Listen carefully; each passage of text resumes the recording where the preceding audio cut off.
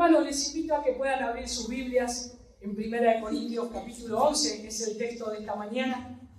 Y como dijo nuestro hermano, vamos a estar poniendo nuestra mirada sobre esto que el Señor ha instituido, la cena del Señor, que tiene tantas cosas para decirnos, nos habla de tantas maneras, y nosotros hacemos bien en observar esto, en observar estos elementos, pero a su vez también ver el significado que tiene.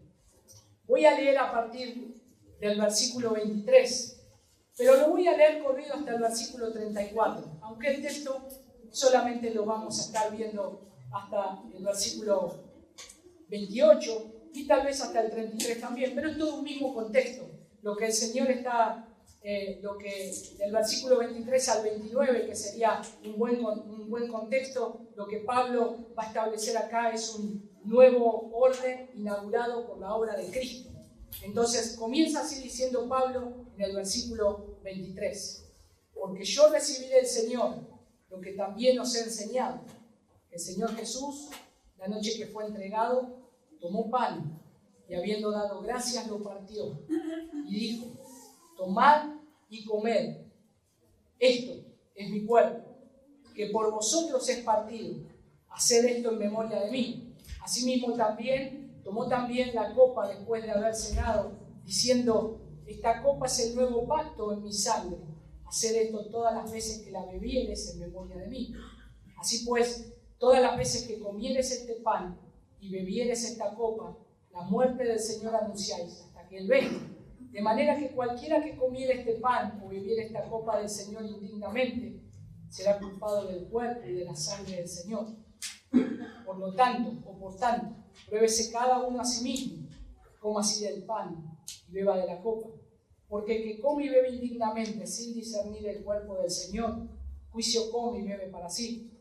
Por lo cual hay muchos enfermos y debilitados entre vosotros, y muchos duermen. Si, pues, nos examinásemos a nosotros mismos, no seríamos juzgados, mas siendo juzgados, somos castigados por el Señor, para que no seamos condenados con el mundo. Así que, hermanos míos, cuando os reunís a comer, esperaos unos a otros. Si alguno tuviere hambre, coma en su casa, para que no os reunáis para juicio. Las demás cosas las pondré en orden cuando yo fuere. Vamos a orar una vez más pidiendo la asistencia del Señor. Padre, te damos gracias en esta mañana por poder apartar, Señor, este día, que es tu día, Señor, y poder pensar en ti, meditar en tu palabra. Te damos gracias, Señor, porque tenemos todo este día para poder abrir tu palabra, meditar en ella. Y aún, Señor, teniendo actividades, tal vez, Señor, con nuestra familia, de descanso, puede ser de recreación. En todo queremos glorificarte, Señor. Queremos exaltar tu nombre y no dejar de pensar en estas verdades eternas. Ayúdanos, Señor, danos la fuerza, danos el entendimiento para poder comprender tu palabra, Señor. Tu palabra es viva y eficaz. Tu palabra, Señor, transforma las vidas. Que al mirar tu palabra, al ir a tu palabra, nosotros seamos cambiados, transformados.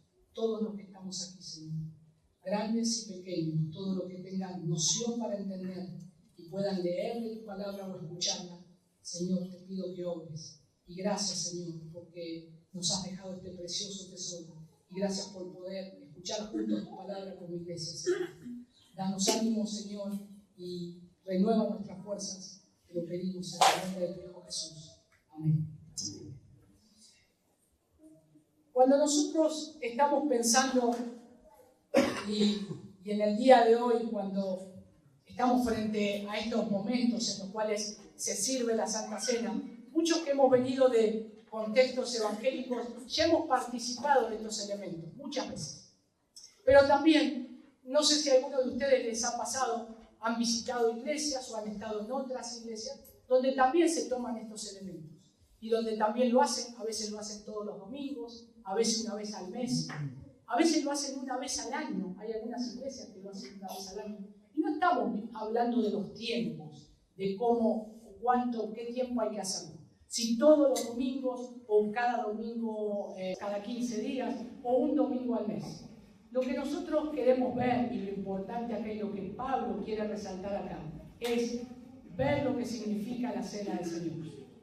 Y nosotros, lamentablemente, algunos de ustedes, como me ha pasado a mí, he visto que en algunos lados se hacen cosas que en la cena del Señor hacen lo que quieren.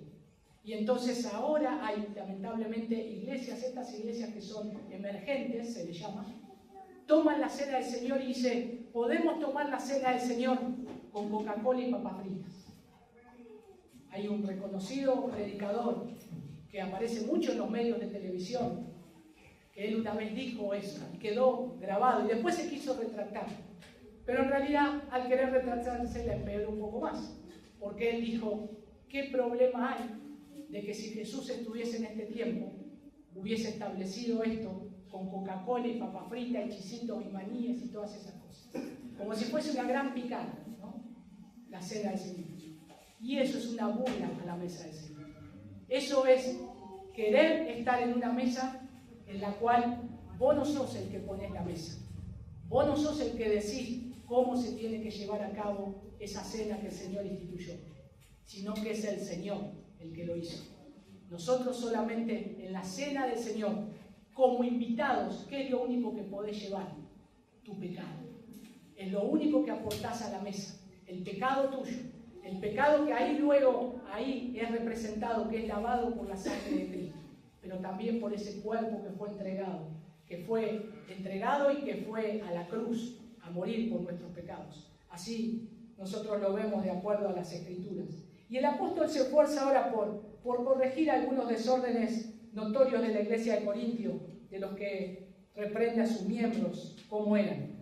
Miren, la primera carta de Corintios, yo les digo, léanla, son 16 capítulos. La de 2 de Corintios son 3 menos, pero es muy interesante, porque si hay una iglesia a la que uno quisiera salir corriendo, es la iglesia de Corinto. En la iglesia de Corinto había toda clase de pecado, toda clase de divisiones, toda clase de problemas, de partidismos. Inclusive el apóstol Pablo tiene que reprender a algunos porque se había enamorado y estaba teniendo relaciones con la esposa de su padre. Una iglesia que uno podría decir, a esta iglesia yo me voy corriendo. El apóstol Pablo hace una extraña introducción diciéndole que ellos son amados del Señor, son la iglesia del Señor. Él los ama. Él no solamente está preocupado por ellos, sino que cuando les escribe esa carta, él en un sentido los comienza a elogiar. Ahora uno dice, bueno, pero Pablo no estaba sufriendo esos problemas. La cosa era peor. Al apóstol Pablo había muchos de ellos que lo estaban poniendo entre partidismo de pastores. Porque estaba Pablo, estaba Apolos y estaba Cefas, Pedro.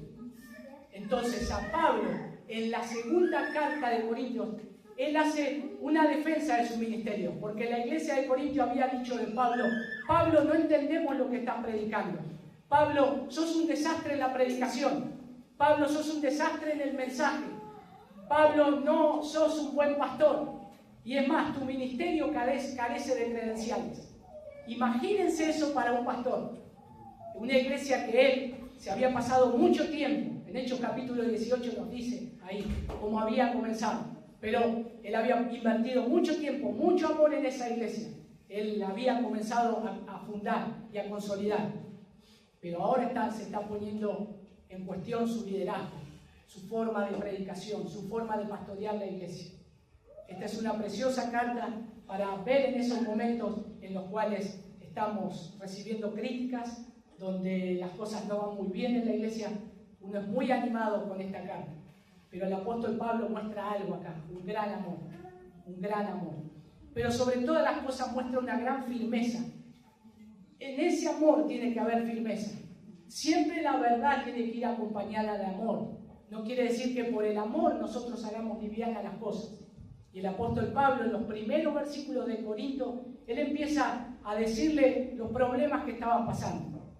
Él había recibido cartas y le habían escrito a él. Él ahora está en Éfeso, pero le habían llegado las noticias. Pablo, hay problemas en la iglesia. Pablo, está pasando esto entre estos hermanos. Está pasando algo entre estas familias. Hay divisiones en la iglesia. Pablo, hay cosas que hay personas que están haciendo pecado dentro de la iglesia. Entonces el apóstol Pablo tiene que intervenir ahí con mucho amor. Y esta carta, cuando ustedes la van leyendo, esta epístola, se van a ir dando cuenta que el apóstol Pablo lo que está diciendo ahí en sus primeras partes es corrigiendo lo que le habían dicho que estaba pasando. Pero a partir del capítulo 7, el apóstol Pablo empieza a responder preguntas que le habían hecho. Es como si la iglesia le escribiera ahora otro enunciado y le diría: Pablo, necesitamos que nos respondas estas preguntas. Y ahí el apóstol Pablo comienza acerca de lo que me han escrito, y él empieza a escribir acerca de esas cosas que le habían preguntado. Y ahí nos vamos enterando un poco lo que es la iglesia de Corinto. Ahora, ¿cuántos de nosotros nos gustaría estar, y cuando lean esta carta, ustedes van a decir: yo ni loco estaría en esta iglesia, yo me iría enseguida, yo ni bien sé solamente esta cosa que está pasando acá, yo diría: chao, acá no piso más? El apóstol Pablo, en toda la carta de Primera de Corintios, desde el capítulo 1 hasta el capítulo 16, Pablo cubre todo con el Evangelio de Cristo. Necesitamos el Evangelio de Cristo para sanar todas las relaciones, aún para hacer cosas difíciles, que es señalar a un traidor, a un culpable, y expulsarlo de la iglesia. Se necesita mucho amor y se necesita mucha gracia del Señor. Y ahora acá el apóstol Pablo, en este capítulo 11 que estamos transitando, estos últimos versículos, Pablo empieza a hablar entre las preguntas que le habían hecho. Le habían dicho: Pablo, las mujeres en la iglesia no se conducen, no se conducen bien, no respetan a sus maridos. Algunas ni siquiera usan el velo en el templo mientras está la reunión. Entonces ahí el apóstol Pablo empieza a ver lo que es el rol del hombre, lo que es el rol de la mujer, lo que es la autoridad. Pero a su vez, ¿qué significa el velo? Porque no tiene que ver muchas veces con esa apariencia física de que se cubre la cabeza y está todo bien, sino que tiene que ver algo más con algo que pasa dentro de su corazón. Y entonces ahora el apóstol Pablo, en los primeros versículos, por lo menos del 2 al 16, va a estar marcando eso. ¿Cómo es la conducta de las mujeres en las reuniones de la congregación? Pero del 17 al 34, nosotros leímos del 23 porque tiene que ver con lo que habla de la cena del Señor. ¿Cómo la cena del Señor puede ayudar a moldear a la iglesia? Ayudar a adoctrinar a la iglesia. La cena del Señor es algo que nos instruye acerca de algo que no podemos perder de vista.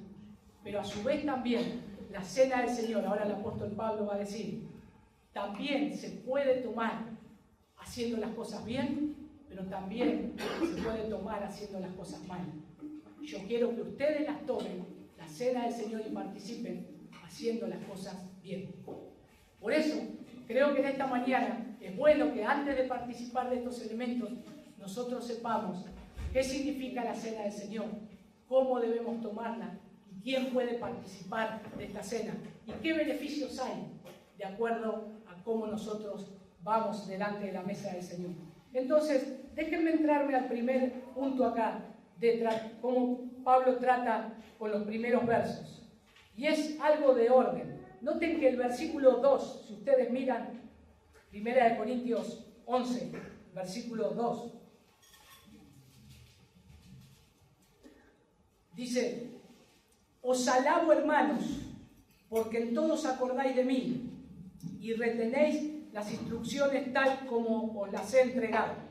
O sea, él viene dando instrucciones, pero acá utiliza una palabra que nos llama la atención. Él dice: los alabo, hermanos, hablo bien de ustedes, estoy hablando bien de ustedes, estoy pensando bien de ustedes. Es más, si alguien me pregunta, en esto que estoy tratando, yo puedo dar ejemplo de ustedes. Imagínense dar ejemplo de una iglesia que está más o menos. Pero Pablo estaba mirándolos con los ojos de la gracia, del Evangelio del Señor, que puede transformar, que puede cambiar las vidas, sobre una iglesia en la cual no es muy diferente a la de nuestro tiempo. Todas las iglesias, mis hermanos, tienen algún problema. Todas las iglesias van a tener algún inconveniente. Pero acá nos enseña cómo tratar todo, con gracia y con amor, con gracia y con amor. Pero noten que el versículo 17, Pablo dice lo contrario. Dice, pero al anunciaros esto que sigue, no os alabo. ¡Wow! ¿Qué es esto que lo cual Pablo ahora está diciendo? Y está diciendo, por lo otro yo los alabo, pero ahora en esto no puedo hablar bien de ustedes. Pablo no está siendo muy duro. Alabanos en todo, no seas un pastor tan duro. En la segunda carta a los Corintios, él estaba bastante entristecido, porque él dijo, tal vez mis palabras fueron duras. O tal vez hay una tercera carta que no está, que se extravió, pero no tiene que ver, no tienen que estar dentro del canon bíblico. Por eso no hay problema que no esté acá. Pero hay una carta que él manda, una carta dolorosa, en la cual hay palabras que él acá utiliza y seguramente utilizó también en esa carta. Algunos dicen que es esta misma, pero es una carta donde él no fue duro por el afán de ser duro, sino que había que corregir el pecado. En la iglesia había pecado y la iglesia estaba haciendo oídos sordos al pecado ese que estaban viendo. Porque el problema no es el pecador y señalarlo y dejarlo pasar de largo.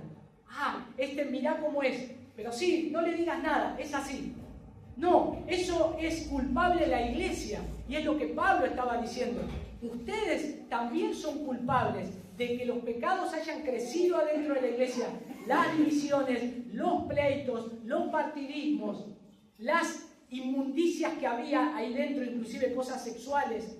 Todo eso creció porque la iglesia no se ocupó. Entonces esto tiene que ser la iglesia también ocupándose. Miren qué importante que es ser parte de una iglesia. Qué importante es ser parte de una membresía de la iglesia. Porque no solo es el pastor que está marcando, animando, pero también exhortando y marcando el error. Es la iglesia, hermanos fieles, que se acercan a uno. Y muchas veces cuando estamos cerrando el camino, nos llaman, nos dicen con mucho amor, hermanito querido, mira, esto que estás haciendo no es bueno, ni para tu alma ni para mi alma, porque somos parte de la misma iglesia. Esto ellos no lo estaban haciendo. Y el apóstol Pablo tiene un cierto temor de que esas palabras hayan sido, que lo haya alejado de la iglesia. Pero en 2 Corintios nos dice que fue reconfortado con las palabras de Tito. Tito volvió a visitar la iglesia y después lo va a visitar a Pablo. Y le viene con el reporte y le dice, Pablo, la iglesia de Corinto te ama. La iglesia te está esperando. La iglesia cambió. La iglesia está siendo transformada. No te desechó. Por eso el apóstol Pablo dice, me reconfortó con sus palabras. Yo tenía temor, porque aparte ellos ya pensaban mal de mí. Y ahora que vengo y los reprendo, imagínense, ya no te queremos del todo. Sin embargo, Pablo ahora les tiene que decir con mucho amor, no los alabo por esto que les voy a decir. Porque el tema ahora es un medio de gracia, como la observancia de la cena del Señor. El velo es una cosa, pero esto que yo no los alabo es porque es un medio de gracia que el Señor entregó y tiene tanto peso como la predicación, la oración, el bautismo. Tiene mucho peso para la edificación de la iglesia. Y ahora ustedes están pecando haciendo esto. Lo están haciendo mal. Lo están haciendo de una manera que deshonra los ojos del Señor. Por eso, de los versos 17 ahí al 22, ahí tenemos todos los problemas un poco que había. Pero ahora es peor. Dentro del culto público del Día del Señor, ¿saben qué había? Había divisiones, había carnalidad, había hasta borracheras. Imagínense participar de la mesa del Señor. Tomamos una copa de vino nosotros acá, pero imagínense que allá atrás está la copa de vino. Y hay algunos hermanos que dicen, yo me voy a servir un poco más que esa copita. Y llaman a otro y a otro. Vení, trae vaso, y ahí, y una botella, y otra botella. Y en la iglesia estaba pasando eso. Había borrachera. Uno la tomaba primero y otro después. Pero a su vez había partidismos, había divisiones. Y eso era algo tremendo. En un ágape de amor era transformado en contiendas. 3 pecados graves. 3 pecados graves. Estos hermanos habían caído. En primer lugar, al hacer esto, estaban menospreciando la iglesia del Señor. Primer pecado. Menospreciaban la iglesia del Señor. Segundo pecado, menosprecio a los pobres de la congregación. Los que tenían más plata se sentaban por un lado, los pobres por otro, y primeros pasaremos los que somos más adinerados. Los pobres ustedes esperen. Y ellos estaban menospreciando a los pobres. Y el segundo pecado que ellos estaban cometiendo eran las mismas divisiones partidarias. 3 pecados que la iglesia tiene que tener cuidado de no caer. Menospreciar la iglesia del Señor, menospreciar a los pobres y hacer divisiones partidarias. Y esto es lo que el apóstol Pablo ahora les va a empezar a marcar. Alerta de estos 3 pecados graves que la iglesia del Señor tiene que tener cuidado de no caer. Y la cuenta es clara, diría Pablo. Miren lo que dice en el capítulo 10, el versículo 17.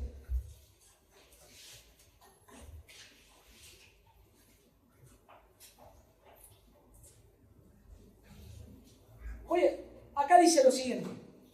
Siendo un solo el pan, nosotros con ser muchos somos un cuerpo, pues todos participamos de aquel mismo pan. Déjenme hacer una paráfrasis acá. Lo que Pablo les está diciendo es, porque nosotros siendo muchos, mis hermanos, somos un solo pan. Somos un solo pan, un solo cuerpo, pues todos participamos de un solo pan. Cuando Cristo es presentado, Él es presentado y toma el pan. Todavía no está partido. Todavía no está roto. Pero Él está diciendo, esto es lo que ustedes son. Una sola iglesia. Esta es la promesa. Esto es lo que ustedes son. Pero luego el Señor parte ese pan. Porque es su propio cuerpo que es partido. Es Él mismo yendo a la cruz como hombre, siendo partido. Pero lo que está diciendo es, y está mostrando acá, que el pan es esa iglesia, es ese cuerpo, y nosotros somos uno solo. Y esto le ofrece a Pablo la oportunidad de exponer cuál es el genuino significado de la cena del Señor, así como la gravedad del pecado que se cometa al celebrarla indignamente. Por eso, mis hermanos, tenemos que pensar lo mismo cada vez que vamos a participar de la cena del Señor. Cada vez que nosotros recordamos que cada primer domingo del mes celebramos la cena del Señor, nuestro corazón tendría que arder en la semana. Tendríamos que preparar, no solo porque es el día del Señor, el día domingo, y es un mandamiento del Señor, guardar este día, sino que ahora vamos a participar de esta mesa que va a alimentar mi fe y la voy a comer con los santos, pero lo voy a hacer en unidad, lo voy a hacer en amor, lo voy a hacer mirando a la cara a mi hermano y diciendo, estamos en el mismo camino. Aquel que participa juntamente conmigo, hemos sido comprados por la sangre de Cristo. ¿No te parece loco eso? Que ni vos ni yo lo merecíamos y ahora estamos acá parados participando del cuerpo y la sangre del Señor. Es un hecho precioso y es algo que tenemos que pensar. Es por eso que el tema de la Santa Cena está entre los medios de gracia para crecimiento de nuestras almas. Y debemos entender qué significa. Bueno, porque esta ordenanza nos predica a nosotros de Cristo y su glorioso Evangelio. Cuando nosotros ahora estamos frente a la mesa del Señor, esto es el Evangelio de Cristo. Esto es el Evangelio de Cristo. Entonces, quiero empezar con el primer elemento acá. ¿Por qué fue instituida la cena del Señor? Y acá quiero empezar con las palabras del apóstol Pablo. Noten que ahí, en el primer texto que tenemos del versículo 23, dice, porque yo recibí del Señor lo que también os he enseñado. Acá el apóstol Pablo dice, porque he recibido del Señor. Noten que él no está inventando nada. Él no está trayendo algo nuevo. Él no está poniendo algo extra a lo que el Señor dijo.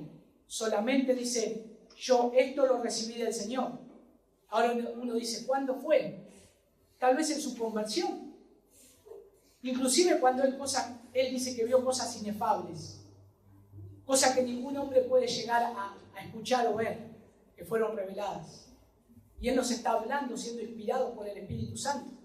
Entonces, su propósito es no solo corregir los desórdenes entre ellos, de la iglesia, y guiarlos hacia una estricta observancia de la regla que tenía tal autoridad divina, y está impresa en ella, sino también observarles que en esa cena todos comían y bebían por igual. Porque lo que Pablo le está diciendo es, Cristo murió por todos por igual. Sean ricos, sean pobres. Y Cristo también murió en la cruz, por supuesto, por los pecados de cada uno de nosotros. Aún por aquellos hermanos que hoy se están comportando mal dentro de la iglesia. Y Pablo los sigue llamando hermanos, porque todavía hay esperanza. Puede haber una disciplina. Y si esa disciplina surge efecto en el pecador, y se arrepiente, y tiene convicción de pecado, gloria a Dios, se ha rescatado al hermano. Y es un hermano. Pero Cristo murió por ese pecado también. Ahora, acá expresa la autoridad divina de la cena. No solo fue instituida por Él como Señor, el Señor Jesús. Esto indica todo el poder, la autoridad en y sobre sus iglesias. ¿Quiénes somos nosotros para cambiar algo que Él instituyó? Si Él es el que te invita a la mesa, pero es Él el que pone la mesa, te dice cómo hay que tomarla, te dice los elementos que tiene que haber, te dice cómo se tiene que llevar a cabo. Lo mismo que el culto o el día del Señor. Él dice cómo se tiene que guardar. ¿Quién soy yo para cambiar tal precepto? ¿Quién soy yo para inventar algo nuevo? Nosotros tenemos que ver lo que dice la palabra del Señor. El plan y la forma de administrarla fueron recibidos de Él, por el apóstol. Noten que dice ahí, que el Señor Jesús, la misma noche, bueno, acá la versión Reina Valera dice, que el Señor Jesús, la noche que fue entregado, tomó pan. Hay otras versiones que dice la noche que fue traicionado. Y es lo mismo, que fue entregado, que fue traicionado. Es exactamente lo mismo. O también liberado, según el determinado consejo y presencia de Dios Padre, como lo dicen Hechos, que Él había sido entregado, iba a ser entregado, según el determinado consejo. Y segundo, fue por sí mismo. Él se entregó voluntariamente a la justicia y a la muerte por nuestras ofensas. Hay una versión árabe de la Biblia de este pasaje. Me gustó mucho cómo lo traduce. Mire cómo lo traduce. La noche en que se entregó. Porque exactamente hizo eso. Jesús fue voluntariamente a entregarse. Como un cordero al matadero. No abrió su boca. Delante de sus trasquiladores, enmudeció. Entonces está bien la noche en la cual Él se entregó. Y noten qué justo esto. ¿Cuándo lo está haciendo? En la Pascua. La Pascua significaba la noche en que los primogénitos fueron liberados. Ellos celebraban eso, la salida de Egipto. Cuando ellos escaparon de noche. Ahora el Señor lo está haciendo. Está celebrando la Pascua. Pero esto es algo nuevo. Esto es algo que lo que dice la Pascua es lo que ahora se está cumpliendo. Ahora estoy yo. Yo no me voy a escapar. Yo me voy a entregar. Yo voy a morir. Y va a ser por mi pueblo. Acá está el cordero que ustedes sacrificaban antes. Y que lo hacían para remisión de pecados. Ahora yo lo estoy haciendo. Y me voy a dar una vez y para siempre. Y no va a haber más sacrificio.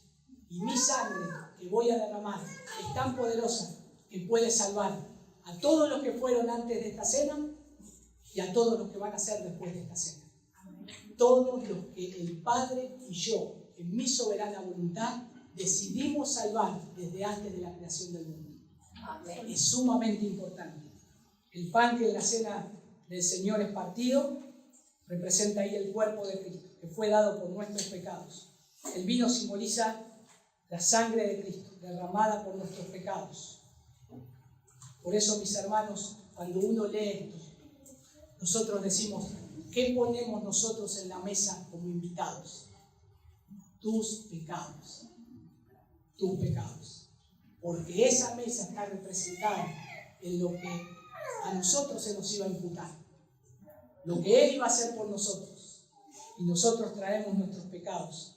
Entonces, el que come de ese pan y bebe de esa copa participa de una ordenanza que de una manera maravillosa y elocuente descubre los beneficios que Cristo ha obtenido para el alma del pecador salvado, y al mismo tiempo pone de manifiesto que todos estos beneficios se derivan de la muerte de Cristo. Si hay beneficios que vos y yo tenemos estando en Cristo, todos son por la muerte de Cristo y su resurrección. Todo es por Él y para Él, como dijo el apóstol Pablo. Todo es de Él, por Él y para Él. Por eso también es precioso Lucas. Ustedes, si tienen en sus Biblias, que están separados con titulitos, se van a dar cuenta que abajo también aparecen pasajes de Lucas, porque Lucas habla acerca de esto, de lo mismo. Y como acá Pablo a los Corintios utiliza estas maravillosas palabras también. Cuando ustedes hagan esto, lo tienen que hacer en memoria de mí. En memoria de mí. Lo hacemos en memoria del Señor. Ya lo he dicho cuando estaba orando y lo quiero volver a repetir ahora. Cuando Pablo está diciendo acá esto, está mirando hacia atrás. Hacer esto en memoria de mí. ¿Qué es memoria? Recordar algo, ¿no es cierto? Hacer memoria de dónde dejaste la llave. Y uno retrocede hacia atrás. ¿Qué hice? Me bajé. Eso es hacer memoria. Acá nos está diciendo la palabra del Señor. Hagan memoria de lo que yo hice. El sacrificio de la cruz. Hagan memoria de cómo fue dicho antes por los profetas. Hagan memoria de lo que significaba antes los sacrificios en el antiguo pacto. Y hagan memoria porque en este nuevo pacto es el cumplimiento de la promesa. Lo que Cristo ahora está cumpliendo efectivamente. Pero a su vez nos está diciendo, háganlo ahora. Háganlo ahora. Y nosotros lo estamos haciendo ahora. ¿Hacerlo ahora qué es? Reconocer que Cristo está presente. Mis hermanos, Cristo está presente. No lo vemos, pero Él está. Y Él se pasea en la iglesia del Señor. Y Él se pasea en medio nuestro.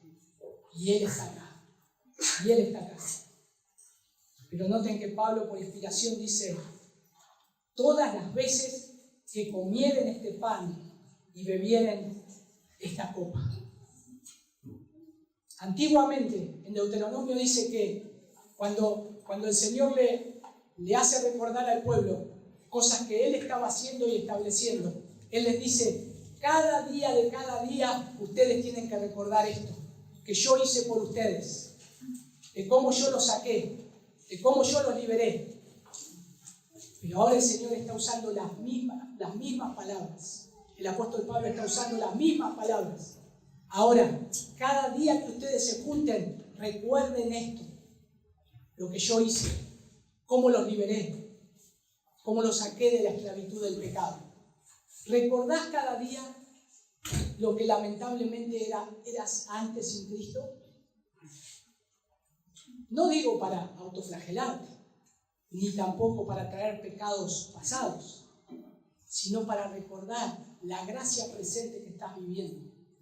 Cómo el Señor te salvó, cómo te rescató, cómo Él te trajo hacia Él mismo.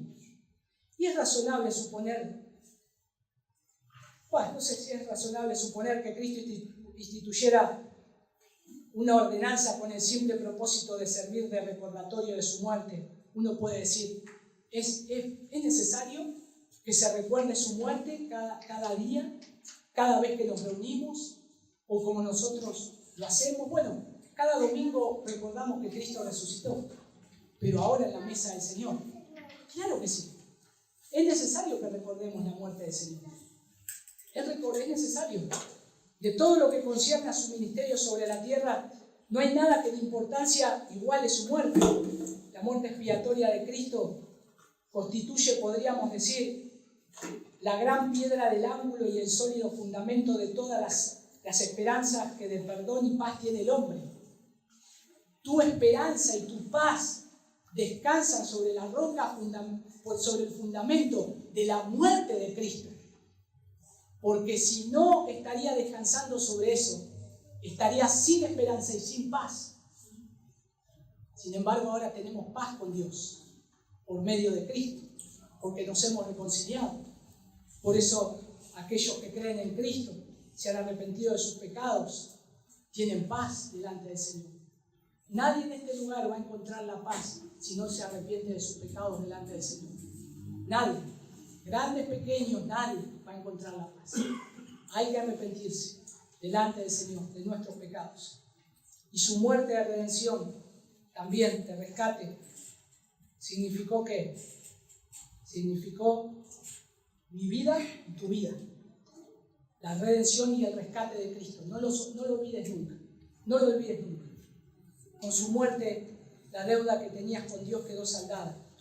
Y sin su muerte, nosotros, de todas sus criaturas, si solamente recordamos que Cristo murió, o supongamos que digan, no es necesario celebrar la cena del Señor, no recordemos su muerte, no importa. Recordemos el ministerio del Señor Jesús. Miren qué lindo, cuántos milagros hizo, cuántos endemoniados que liberó, cuántos sanó. Si solamente recordamos eso, somos los más dignos de conmiseración. Somos los más miserables de este mundo.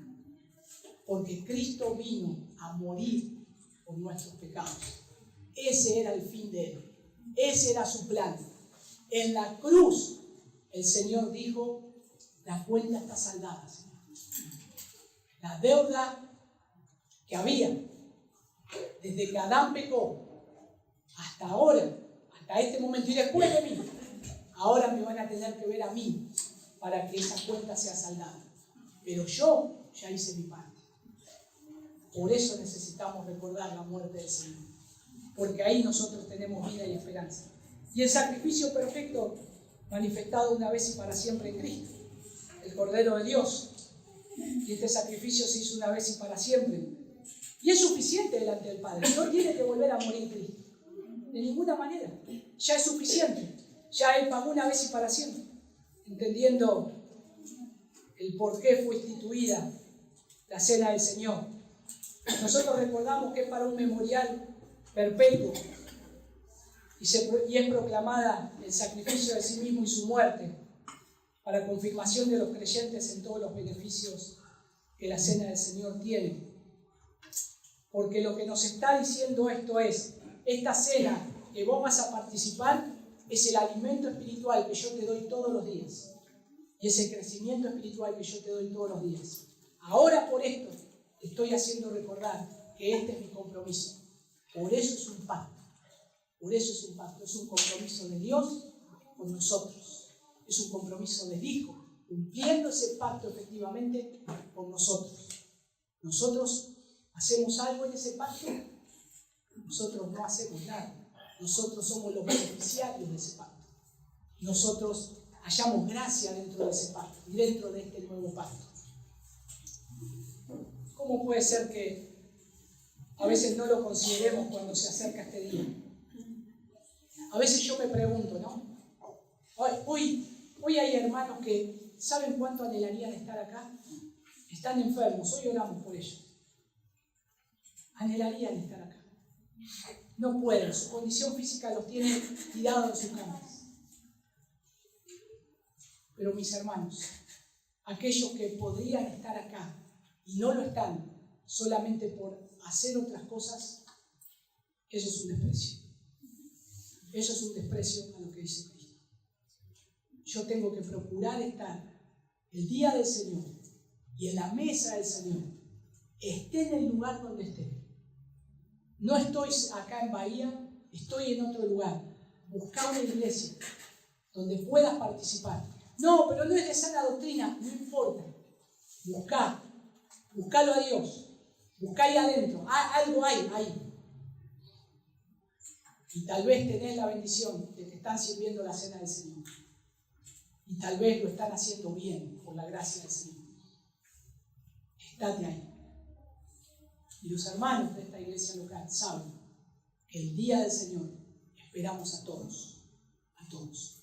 Por eso, los hermanos que hoy no pueden estar tan enfermos se han lamentado tanto. ¿Cuánto quisieran estar acá? Y oremos para que puedan estar acá.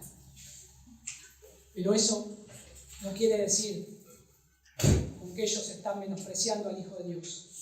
Lamentablemente tenemos un cuerpo caído y muchas veces casi no se puede levantar de la cama.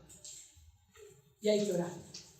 Y el Señor conoce el corazón y los bendice, y los ama y los va a hacer recuperar para que puedan estar acá.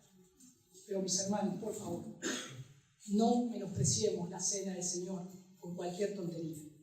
Por cualquier tontería. El otro día escuchaba a un periodista deportivo. Entrevistaron a varios hinchas de clubes, ¿no? Y decían de los clubes el fanatismo. Y miren, la mayoría dijo, el día domingo cancelo hasta un cumpleaños para estar en la cancha. Y me llamó la atención un hombre que dijo, un muchacho, me llamó la atención, me dio tristeza. Me dijo, mi esposa estaba por parir en el hospital. ¿Sabés dónde estaba yo? Como tiene que ser, en la cancha. Y hermanos, ¿saben qué me dio tristeza? Que ellos son más fieles a un ídolo que nosotros que tenemos al Dios vivo y verdadero. Aquel que murió por nuestros pecados. Nosotros tendríamos que hacer eso. No digo esa locura, ¿no? Tu esposa está por parir, estate al lado de tu esposa, claro. Así vengas a la iglesia y sea el día del Señor y haya Santa Cena. El Señor dice que tenemos que atender primero a nuestra familia, si no somos peor que un incrédulo. Lo mismo que los hermanos que hoy alguno tiene que trabajar, porque está sosteniendo a su familia y trabaja en una empresa que hace rotación y no puede parar la producción. Y ellos tienen que estar cumpliendo lo que el Señor dice, estar sosteniendo su hogar y están haciendo bien. Pero ¿saben cuánto quisieran estar acá? Ellos quisieran estar acá. Pero no estoy hablando de eso, estoy hablando de las cosas que ustedes ya saben, ¿no? De aquellas cosas que se pueden obviar. Hubo otro hombre que decía, fue el cumpleaños 70 de mi mamá. Le dije, mamá, el cumpleaños el lunes, el domingo no. ¿Y sabe qué pasó? Cambiaron el cumpleaños. Bueno, pero es el día del Señor. Ahora uno dice, ¿es que no se puede celebrar el domingo cumpleaños? Claro que sí. Pero no te olvides que es el día de Él. Es el día en el cual le das la honra a Él. Y lo podés dar la honra dando gracias al Señor por un año más de vida que te da. Pero el día que está la iglesia reunida vas a estar acá. Y después todo el día decir, bueno, con los hermanos vamos a celebrar, y vamos a glorificar al Señor. Momento para testificar del Señor. Invitar a alguien que no conoce a Cristo, venir y le hablamos la palabra del Señor. Pero bueno, hermanos, acá nosotros tenemos que ver cómo participamos de la cena del Señor y qué importante que es.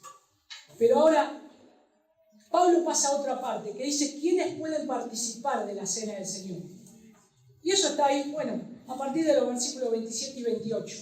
Y creo que todavía el día de hoy es una gran ignorancia porque creemos que todos los que son bautizados pueden participar de la cena del Señor. Ustedes dirán, wow, ¿y esto cómo es? Los que son bautizados no pueden participar, pero creemos que solo por ser bautizado ya podés participar. Sin embargo, noten lo que dice acá. Miren el versículo 27. De manera que cualquiera que comiera este pan o bebiera esta copa del Señor indignamente, será culpado del cuerpo y de la sangre del Señor. 28. Por tanto, pruébese cada uno a sí mismo y coma así del pan y beba de la copa. El por tanto es una conclusión del versículo de arriba, pero a su vez está abriendo ahí como algo que te frena, que te pone una palabra. Probate, examinate, porque tal vez no podés participar. Probate. Porque no es que venís libremente, ya vine, estuve en el culto y ahora estoy y puedo. examínese. Examínese. Pruébese. Y la Santa Cena no. ¿Por qué? Porque, no, yo estoy en problemas. Pecados recurrentes, el Señor sabe, ¿no? Bueno, pero ahora tomo la cena del Señor y el Señor me perdonó todos mis pecados. La cena del Señor no te puede salvar. La cena del Señor, la Escritura dice, o no dice en algún lugar, que la cena del Señor te salva. El que te salva es Cristo. El que te salva es aquel que murió por tus pecados. Y si te arrepentiste de tus pecados y creíste en la obra de Cristo por fe, vos vas a vivir. Vas a ser justo, por la fe vivirás. Entonces, vos sos perdonado. Tus pecados son perdonados por la obra de Cristo. Entonces, no podés tomar ligeramente la cena del Señor. Obviamente, soy cristiano. Y bueno, examínate, pedile perdón al Señor y el Señor limpia tus pecados. Y claro, podés participar libremente. ¿Quiénes podríamos participar hoy de la cena del Señor? Desde que nos despertamos hasta ahora todos pecamos.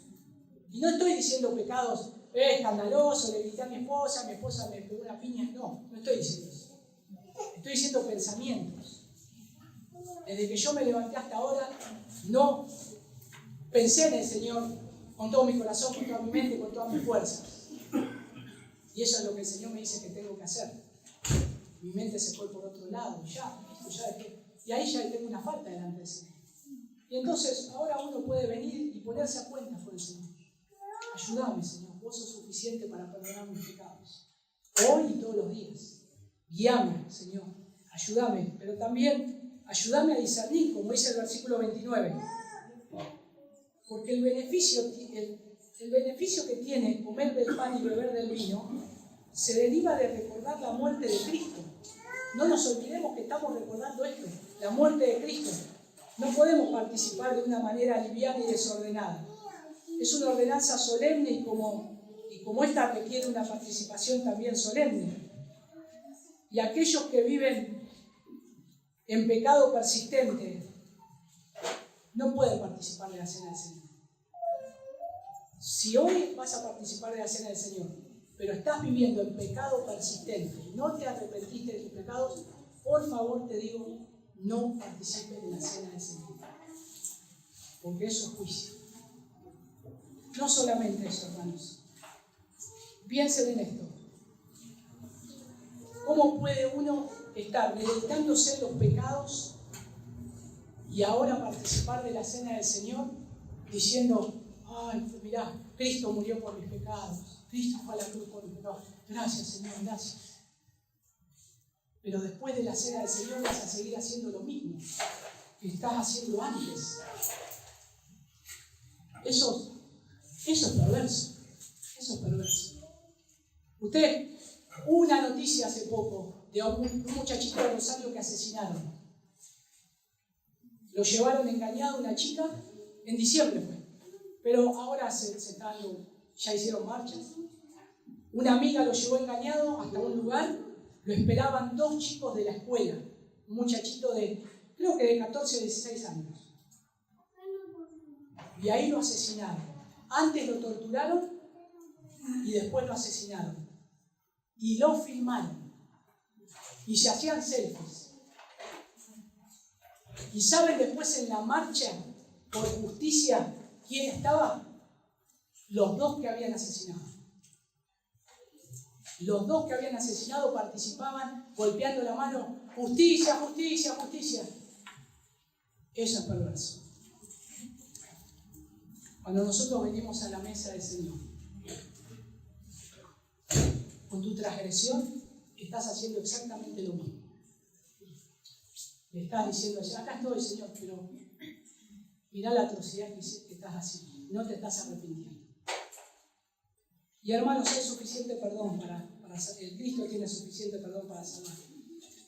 Si vivís en pecado y sabés esto, no participes, vas a añadir más pecado. Dice, porque el que come y bebe indignamente, juicio come y bebe para sí, no discerniendo el cuerpo del Señor.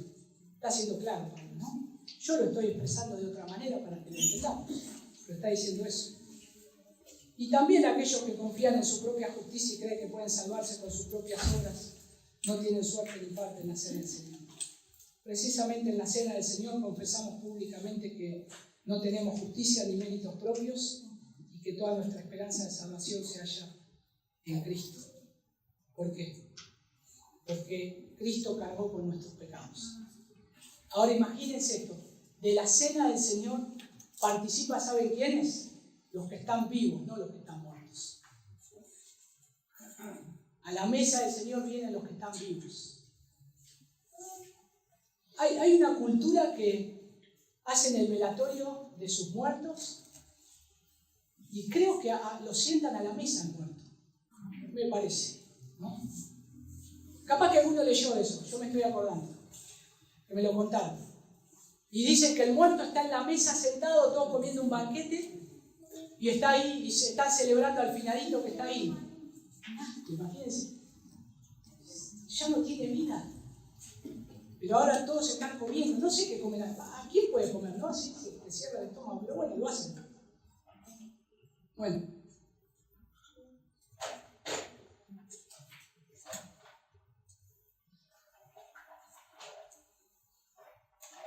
Imagínense, el finalito ahí. Che, convidale un cachito de lechón. ¿Qué va a hacer? No tiene sangre. Su corazón no late más. No puede masticar, no puede tragar. Bueno. Y miren ahí el versículo 29, qué interesante.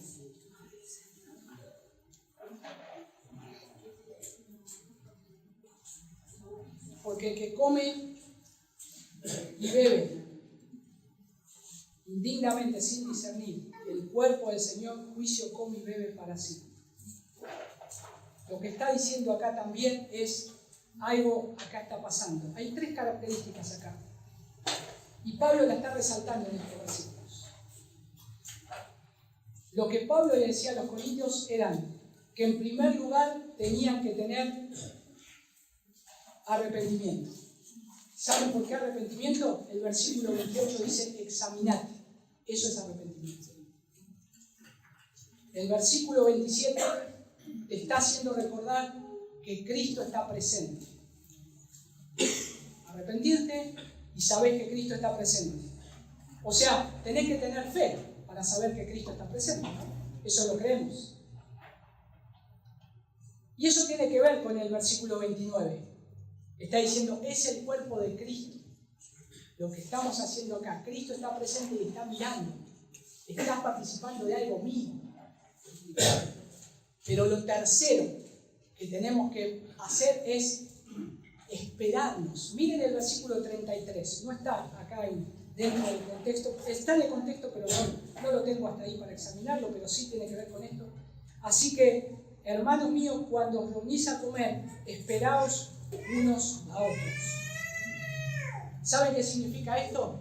Misericordia. Porque había algunos que se estaban adelantando, estaban diciendo, no, voy a la mesa del Señor. Che, no llegué a la mesa del Señor. Bueno, no importa, misericordia. Espérense. O sea, tener arrepentimiento, examinarse, que tiene que ver con examinarse, tener fe de que Cristo está presente y tener misericordia por mi hermano que va a participar de la cena. Esos son tres elementos que Pablo está queriendo hacer acá, o está queriendo poner en efecto acá. Y mis hermanos, el pecado es real, pero también Cristo es real y puede limpiarnos de todo pecado. Tenemos que ser pacientes, tenemos que confiar en el Señor. Cuando el Señor dio la cena del Señor, ¿quién estaba con él? ¿A quién juntó? A los 12. Y entre ellos, ¿quién estaba? Judas. Hay 11 que iban a recibir la cena del Señor y el Señor los había salvado. Pero el otro era el hijo de perdición. El otro era el hijo de perdición. Déjenme citar al Rainer. Ya con esto estamos terminando. Dice, los comulgantes que son dignos de la cena son aquellos que conocen por experiencia lo que es el arrepentimiento hacia Dios, la fe en el Señor Jesús y el amor no fingido hacia el prójimo. Y yo me tengo que preguntar si soy yo ese hombre, o es usted ese hombre.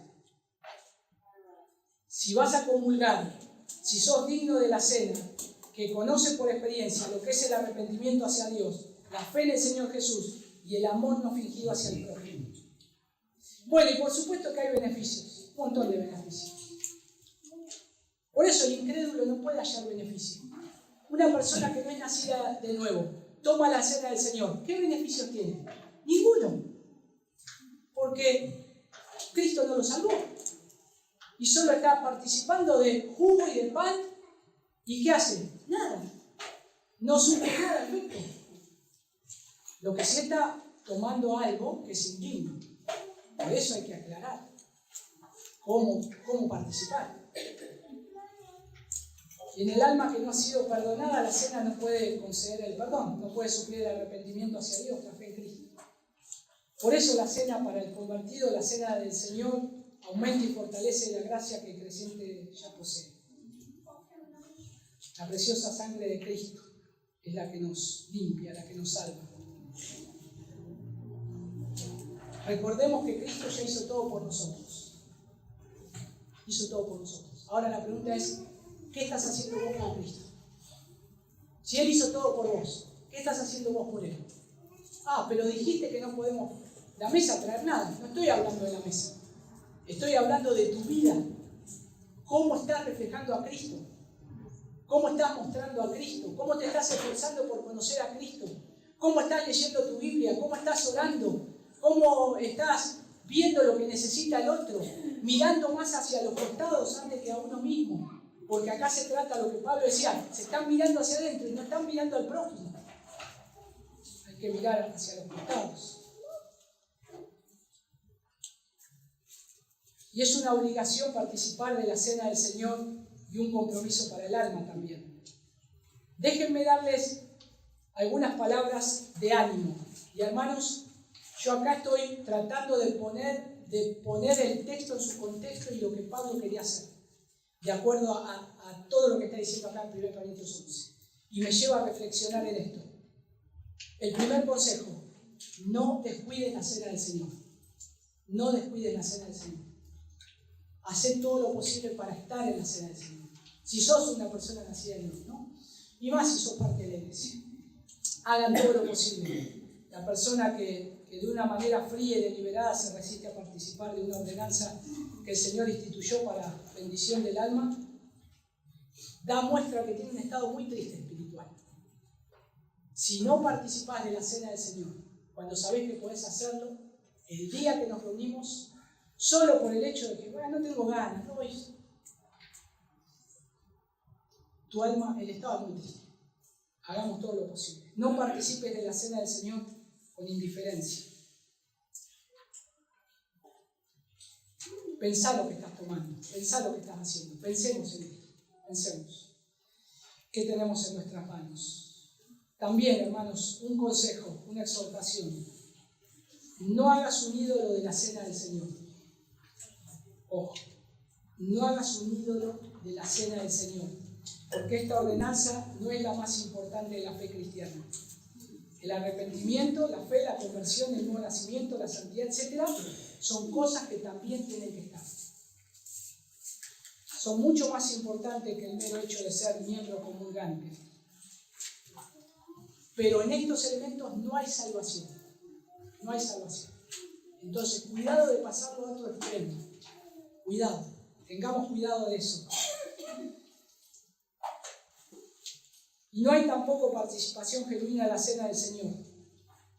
Muchas veces, cuando a veces, yo estoy en la cena del Señor, todo, mirá, como un relojito. Pero no vivís en santidad. Después, ¿el ladrón en la cruz participó en la cena del Señor? No. ¿Se bautizó? Tampoco. No quiere decir que no puedes participar, no te bautices. Él iba a morir. Como una persona que está en el hospital, que no se puede levantar, y los médicos le dijeron, en 2 horas se muere. Y te escuchó, y alguien le predicó el Evangelio, y dijo, creo. Me arrepiento de mis pecados. ¿Por qué? El Señor le dice al ladrón en la cruz, hoy estarás conmigo en el paraíso. Porque lo importante es el arrepentimiento para con Dios por medio de Cristo. El arrepentimiento. No cometamos el error de hacer de la cena del Señor algo que ponga en segundo plano las demandas del cristianismo. Ni pongamos la cena del Señor por encima, ni tampoco de la oración o de la predicación. Estoy en la cena del Señor, pero cuando oramos no estamos. Oramos los miércoles a las 20 horas, hermanos. Qué lindo sería ver como este lugar. Hagan todo el esfuerzo por estar. Hagan todo el esfuerzo. Oramos en la iglesia del Señor. Me pesa demasiado a veces ver los hermanos que vienen re fieles, ¿no? Los amo tanto, siempre están ahí, oramos. Siempre es ese tiempo que a veces nos perdemos. Hagamos el esfuerzo de estar. Hay cosas que se pueden cancelar. Vamos a orar delante del Señor. Así que hagamos el esfuerzo también por estar. Y no participes de la cena con irregularidad, por favor, eso tampoco. No lleves descrédito a la profesión que hiciste. Tampoco. Luego de participar de la cena del Señor hoy, tal vez muchos de nosotros salgamos de acá y ¿qué pasa? Bueno, hay cosas que por ahí podemos caer, somos débiles, ¿no? Luego participé de la cena, mirá lo que hice. Bueno, a veces haces cosas por ignorancia, por torpeza, pero a veces haces cosas y sabes que las estás haciendo. Y sabes que estás pecando. Eso es llevar descrédito a lo que hiciste hace un momento. Y otra de las últimas cosas, no te desalientes ni desanimes. Todavía estamos en la tierra, no estamos en el cielo. No todos somos perfectos todavía. Así que ánimo, hermanos. ¿Vamos a participar de la cena? Ya solamente vamos a orar. Pero todo esto fue una introducción a la cena del Señor. Ahora después viene el sermón. No, este fue el mensaje. Que podamos meditar en esto y ahora vamos a participar. Y antes de participar, me gustaría que podamos orar. Orar por esto que estuvimos escuchando. Y le voy a pedir a los hermanos diáconos que van a ayudar con esto, que vayan tomando los elementos para poder participar. Mientras tanto oramos. Señor, te damos gracias por poder estar delante de tu presencia y gracias por este tiempo de poder participar de estos elementos que en tu palabra, Señor, nos son instituidos por tu mismo Hijo Jesús. Te damos gracias porque tomamos las palabras del apóstol Pablo y las traemos hacia nosotros y nosotros mismos recordamos y hacemos lo que el mismo Pablo recibió y lo que nosotros recibimos a través de tu palabra. En la misma noche que te entregaste, tomaste pan y lo presentaste y dijiste, comed, esto es mi cuerpo, que por vosotros es partido, hacer esto en memoria de mí. Y de la misma manera tomaste la copa y dijiste, Señor, esto es el nuevo pacto, mi sangre, esta es la copa que es el nuevo pacto en mi sangre. Hacer esto todas las veces que la bebieres en memoria de mí. Señor, argumentos suficientes hemos tenido a lo largo de estos minutos para saber lo que estamos haciendo. Perdona nuestros pecados, Señor. A los que vamos a participar, Señor, cada uno tiene cosas que deben ser perdonadas. Y Señor, ahora si las están confesando, tú eres fiel y justo para perdonar sus pecados, limpiarlos de toda maldad. Que ellos puedan sentir el perdón, el amor, la gracia, que solo tú sabes dar. Y para aquellos que no participan de la cena, Señor, que tú los has salvado, pero todavía no han dado un testimonio público de su fe. Que anhelen, Señor, esto.